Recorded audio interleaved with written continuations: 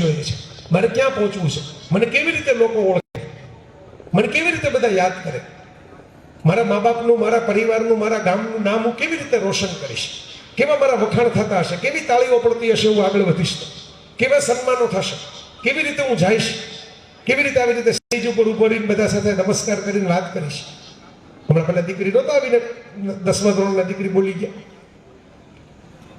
આવું વિઝ્યુલાઇઝેશન કરો, ઉપર દેખના શરૂ કરો, નીચે દેખના બંધ કરો. ઉપર જુઓ ક્યાં પહોંચવાનું છે, કેવી રીતે આગળ વધવાનું છે. જો શિખર ઉપર ભીડ નથી હોતી, ધક્કા મૂકી બધી તળેટીમાં જ હોય છે. જો ધક્કા મૂકી ન ગમતી હોય શિખર ઉપર જાઓ. સેલ્ફી લેવાનો બધાને બહુ શોખ હોય, તમે ગિરનારની તળેટીમાં સેલ્ફી પાડો ને એટલે 5 દુકાનના પાટિયા આવે પાછળ. પણ ગિરનારની ટોચ ઉપર જઈને જો સેલ્ફી પાડો ને તો અડધું જુનાગઢ દેખાય તમને. જુનાગઢ બાકીના આજુબાજુ 3 તાલુકા દેખાય. જેમ ઉપર જાશો ને વિઝન મોટું થવું જોઈએ, નાનું નહીં. જો નાનું થાય તો એનો અર્થ ઉપર નથી જતા, નીચે જાય છે, સાંકડા થાય છે, આગળ વધતા. મુશ્કેલી એ થઈ આપણી શિક્ષણ પદ્ધતિમાં કે આપણે સમીકરણો ભણાવીએ છીએ, ઉપયોગ નથી ભણાવતા. sin θ cos θ = tan θ બધાને ખબર છે, જે લોકો પરીક્ષા દેવા માટે ગણતા છે. પણ શું કરવાનું એનું? sin θ / cos θ / tan θ નું શાક વઘારવાનું છે, સંભારો બનાવવાનો છે, અથાણું કરવાનું છે, શું કરવાનું છે?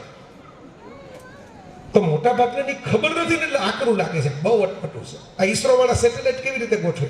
દિવાળીમાં ફોટો આપણે દિવાલ ઉપર મૂકવું હોય ને તો 2 જણા જોઈએ, એક નીચે ઉભો રહીને ગાઈડન્સ આપે, ત્રાસું છે, હજી ડાબી બાજુ. તો સેટેલાઇટમાં ક્યાં કોઈ ઉપર જઈને મૂકવાનું છે? બને છે ને ઘરથી ગોઠવી દઈએ હતો. આ sin θ / cos θ / tan θ છે ને તો ગિરનારમાં રોપવે છે, પાવાગઢમાં રોપવે છે. એવી કોઈ મીટર પટ્ટી બની નથી ટોપથી નીચે લગીનું માપ કાઢી દે. પણ ઢાળ તમને ખબર પડે, ગણિતના સાહેબ બેઠા છે, પૂછો હું ખોટું કહેતો. ઢાળ માપવાનું સૂત્ર છે, ઢાળ ખબર પડે તો ઢાળથી તમે દિશાગતિ કરી શકો, એને માપી શકો. મારા મિત્રો, આ એપ્લિકેશન જો ખબર પડે ને તો ઓટોમેટિકલી નોલેજ ઇન્ટરેસ્ટિંગ થાય. હું તો મયુરભાઈ એવું માનું છું અંગત રીતે કે શિક્ષકોનું કામ આજના આર્ટિફિશિયલ ઇન્ટેલિજન્સના યુગમાં, કારણ કે શિક્ષકો તો વિડીયોમાં છે, યુટ્યુબમાં છે, શિક્ષકો જોઈએ ન કરતા ઝાઝા થઈ ગયા છે. તો એવું છે, તમારે જ્ઞાન ન જોતું હોય તો ઠેકડા મારી આપે એમ છે. શિક્ષકોને હવે જે નવો આધુનિક જમાનામાં શિક્ષકોનું કામ રહેશે ને, એ ઇન્ફોર્મેશન એક્સચેન્જ નહીં હોય જ્યાં સુધી હાલ્યું માહિતી આપો. મેં તો એવા શિક્ષકો જોયા છે કે આગલી રાત્રે પોતે તૈયારી કરતા હોય, સવારે વિદ્યાર્થી તૈયારી કરતા હોય.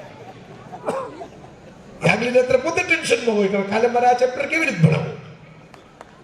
સાહેબને પૂછો, સાહેબને કોઈ ભણાવી શકે કદાચ એમની કારકિર્દીમાં? એ કહે નહીં. મેં કીધું ઠપકો જાહેરમાં ન અપાય.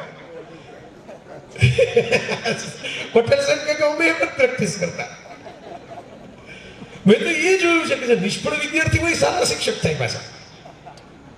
જો આપણી શિક્ષણ પદ્ધતિમાં કેવું થાય કે તમે જે ટોપર હોય, ધારો કે તમે 90 ને ઉપર આવી જાય, એ તો કાં ડોક્ટર થઈ જાય, કાં એન્જિનિયર થઈ જાય, કાં CA થઈ જાય, કાં MBA થઈ જાય. તો શિક્ષક થાય જ કોણ? બરોબર, 95 વાળા થતા નથી. જે આપણને 95 લઈ આવવાની રોજ શિખામણ આપે 100 માંથી, એની પોતાની માર્કશીટમાં 95 ન હોય એટલે ભણવા આવ્યો હોય. નહીતર તો હોસ્પિટલ ખોલીને પોતે ન ગોઠવાઈ ગયો.